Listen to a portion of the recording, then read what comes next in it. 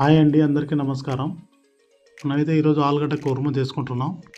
కావాల్సిన పదార్థాల్లో ఆయిల్ వేసుకొని జీలకర్ర, శనగపప్పు, ఎండుమిర్చి, కొంచెం ఉల్లిగడ్డ, కరివేపాకు, పసుపు,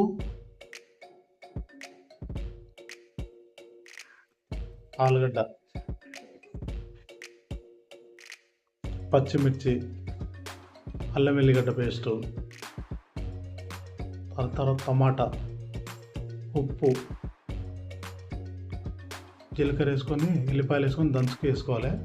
కొంచెం కారం వేసుకుంటున్నాం, కొంచెం వాటర్, దాని తర్వాత కొంచెం గరం మసాలా, దంచి పెట్టుకున్న మసాలా, కొత్తిమీర, పుదీనా, కస్తూరి మెంతి.